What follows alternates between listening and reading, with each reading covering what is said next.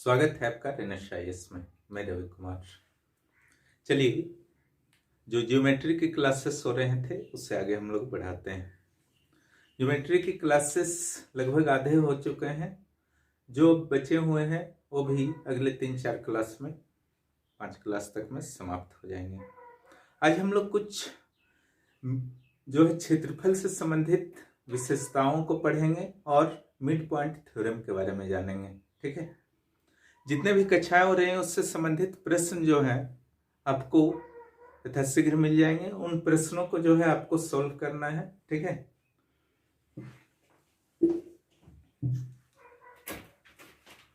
Mid point theorem,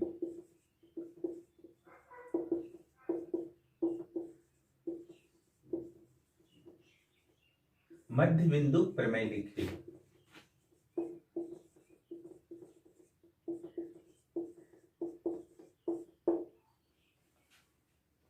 यहां पर दो प्रमेय को बताऊंगा, दोनों एक दूसरे के उल्टे हैं। सबसे पहले जो मेन थ्योरम है उसको लिख लीजिए।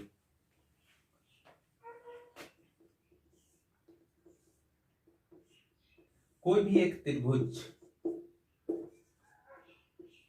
बनाइए और जो ऊपर की दो साइड सेम भुजाएं हैं उसके मिड पॉइंट लीजिए, उसका नाम ई और एफ दीजिए। ठीक है, कोई भी एक त्रिभुज बनाइए और ऊपर के जो दोनों भुजाएं हैं वहां पे दो मिड पॉइंट, इट मींस ठीक बीच में, स्केल से नाप करके ले सकते हैं। ठीक है, और उसको मिलाते हैं। ठीक है, तो ये थ्योरम क्या कहता है, अगर इस ढंग से भी आप करते हैं, यहां भी मिड पॉइंट किसी भी दो साइड्स का आप ले सकते हैं, कोई जरूरी नहीं है इसी का लेना है। ठीक है, तीनों कंडीशन, हर कंडीशन, त्रिभुज का कोई खास टाइप नहीं, कोई भी त्रिभुज। ठीक है, सबके लिए एप्लीकेबल, इसके लिए भी। ठीक है, तीनों कंडीशन मैंने दे दिए। तो थ्योरम क्या कहता है, अगर आप किसी भी दो भुजा का, त्रिभुज की 3 भुजाएं होती है ना, किसी भी दो भुजा के मध्य बिंदु को आप मिलाते हैं, ठीक है, तो एक जो नया आपका लाइन बनता है, लाइन सेगमेंट बनता है। ठीक है, वो जो है जिस साइड्स का आपने यूज अभी तक नहीं किया है उसके पैरेलल होता है। पैरेलल का अर्थ क्या मैंने बताया था, जो दो रेखाएं जो कभी आपस में नहीं कटते हैं। ठीक है, तो यहां पर पैरेलल कौन कौन होगा, जो मैंने बोला है आप लिख सकते हैं। E F parallel BC, E and F, E और एफ क्या है, AB और AC।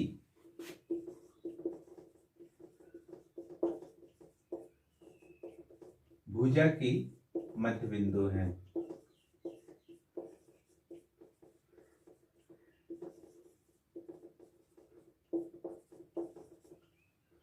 ये कंडीशन गिवन है ना, यानी कि यही थ्योरम है। अगर दो भुजाओं के मध्य बिंदु को मिलाइएगा तो तीसरी भुजा का वो जो है समानांतर होगा। बहुत सारे मैथ्स बनाने में मदद करेंगे। अगले थ्योरम की जो मैंने बात की थी, मिड पॉइंट थ्योरम से संबंधित है, उसको लिख लीजिए।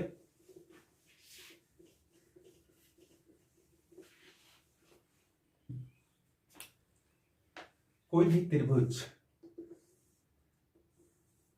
एबीसी नाम दे दीजिए फिर से,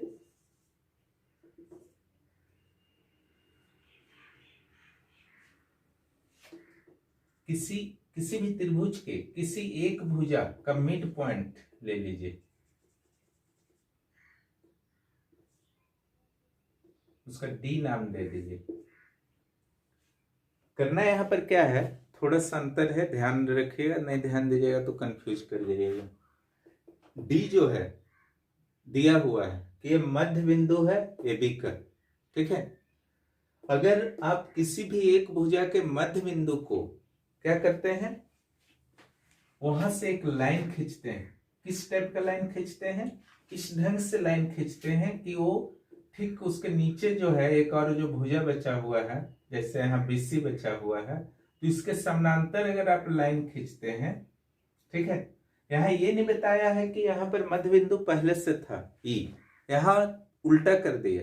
जो वहां पर समानांतर हो रहा था मध्य बिंदु मिलाने से, यहाँ पर ये बता रहा कि एक मध्य बिंदु है और इसके समानांतर जो है, नीचे वाले के समानांतर क्या करना है, एक लाइन खींचना है, समानांतर लाइन, ठीक है, पैरेलल लाइन। तो यहाँ पर क्या होगा, ये पक्का है, 100% पक्का है कि जिस पॉइंट पे मिलेगा, ई पर मिल रहा है मान लीजिए, ये जो होगा एसी का मध्य बिंदु होगा, ठीक है।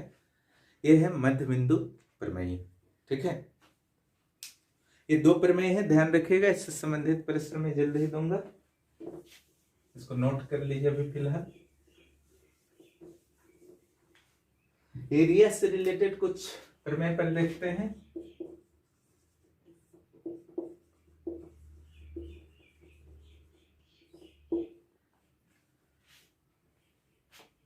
पहला, एक ही आधार पर, एक ही आधार पर और 2 समांतर रेखाओं के बीच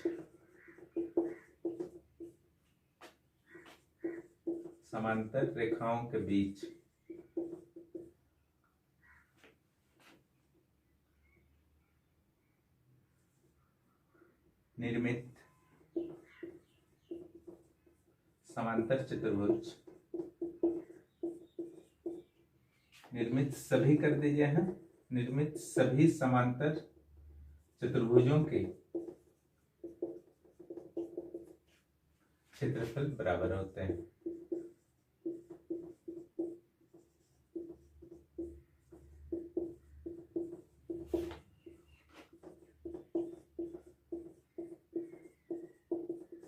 ठीक है, इसको आरेख से समझ लीजिए, डायग्राम से। 2 समांतर रेखाएं, ठीक है, जो आपस में कभी नहीं मिलती। आधार फिक्स कर लीजिए, ये बढ़ने घटने वाला नहीं, क्योंकि एक ही, इसको आप थोड़ा लंबा कर लीजिए, ठीक है। अब यहां पर देखिए, एक समांतर चतुर्भुज बना दीजिए,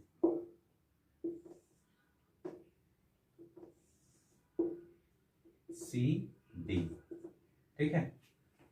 समांतर चतुर्भुज जो है, पहला एबीसीडी बन गया। एक और समांतर चतुर्भुज चलिए बनाते हैं, लेकिन यही ध्यान रखना है आपको कि आधार सेम होना चाहिए। इधर टान लेते हैं, इधर टान लेते हैं, आधार सेम होना चाहिए और 2 समांतर रेखाओं के बीच होना चाहिए। ई एफ इसका नाम दे दीजिए। दूसरा कंडीशन में क्या बना,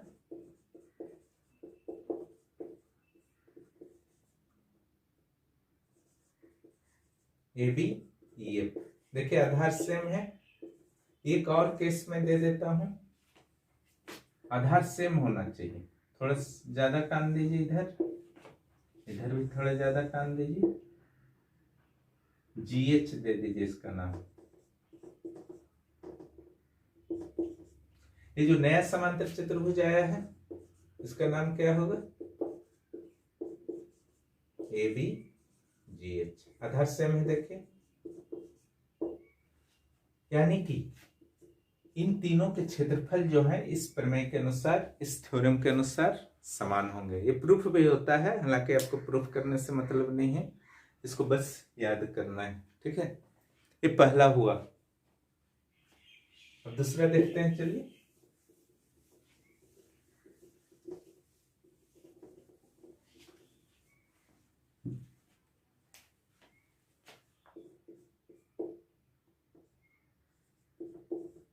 दो समांतर रेखाओं के बीच, सेम ही है, केवल त्रिभुज के लिए है ये, बीच और एक ही आधार पर, सेम कंडीशन है, दोनों 2 समांतर रेखा और एक ही आधार पर निर्मित सभी त्रिभुजों का क्षेत्रफल समान होता है।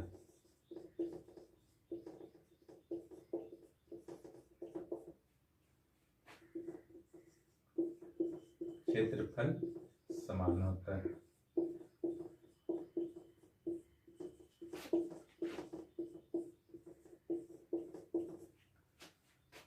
दो समांतर रेखा ले लीजिए, आधार एक होगा और एक सिंपल समांतर रेखा होगा।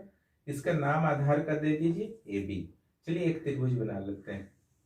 समांतर रेखा के अंदर ही रहना चाहिए, आधार ही होना चाहिए। इसका नाम C रख दीजिए। पहला त्रिभुज कौन बना? त्रिभुज ABC। दूसरा देखिए, कुछ भी बना लीजिए, यहां से बना लेते हैं, यहां D दे दीजिए, ठीक है। दूसरा त्रिभुज बना है त्रिभुज ABD। एक और देख लीजिए, आधार सेम होना चाहिए।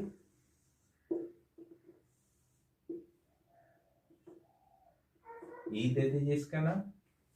इसका हुआ त्रिभुज ABE, ठीक है। और भी बहुत सारे त्रिभुज बनेंगे और सारे त्रिभुजों के क्षेत्रफल जो होंगे बराबर होंगे। थ्योरम के अनुसार सारे के क्षेत्रफल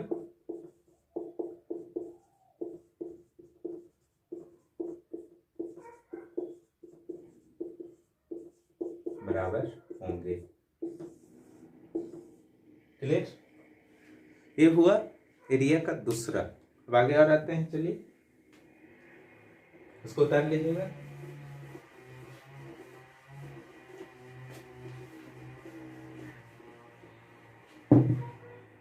एरिया का जो तीसरा है, सेम केस है, दो समांतर रेखाओं के बीच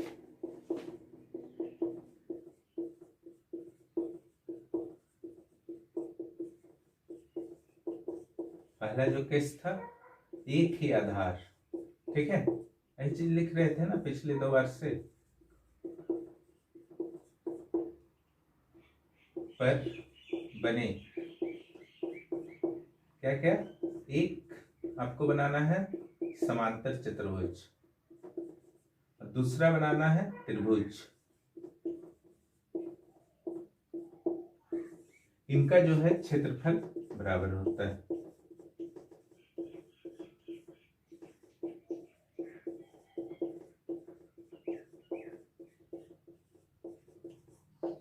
कैसे होता है?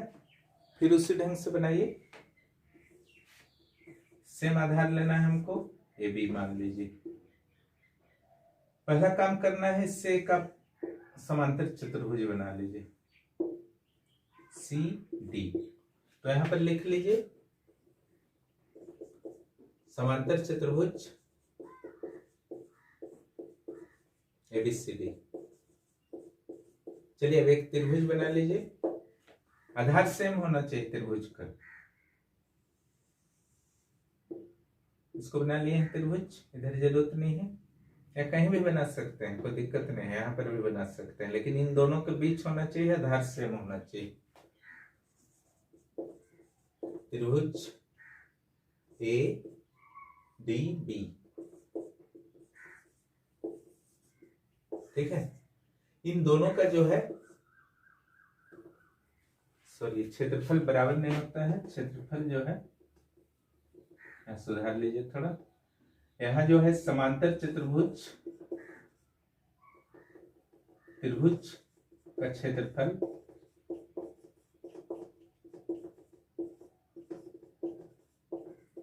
समांतर चतुर्भुज का आधा होता है।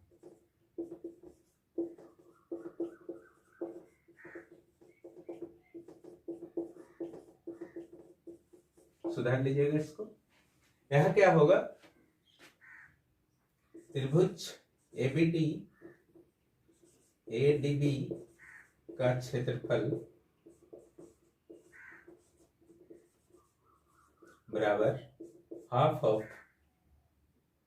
समांतर चतुर्भुज ABCD। यही थ्योरम है। अगर प्रश्न आता है इस ढंग का, दे दिया जाता है कंडीशन कि दो समांतर रेखाओं के बीच एक ही आधार पर एक त्रिभुज बने हैं और एक समांतर चतुर्भुज बने हैं, समांतर चतुर्भुज का क्षेत्रफल अगर 40 सेंटीमीटर स्क्वायर दे दिया है तो त्रिभुज का क्षेत्रफल निकालने को कहा गया है। ठीक है, आराम से अगर ये थ्योरम आपको पता है तो 40 का आधा कर दीजिए, 20 सेंटीमीटर स्क्वायर हो जाएगा। ठीक है, तो ये था क्षेत्रफल और जो मिड पॉइंट थ्योरम, ये दोनों इससे संबंधित मैं प्रश्न दूंगा। ठीक है, वेट कीजिए थोड़ा, पहले इसको उतारते जाइए अच्छी तरह से कॉपी में। इस तरह से आज का मैथ का क्लास जो है समाप्त होता है। धन्यवाद।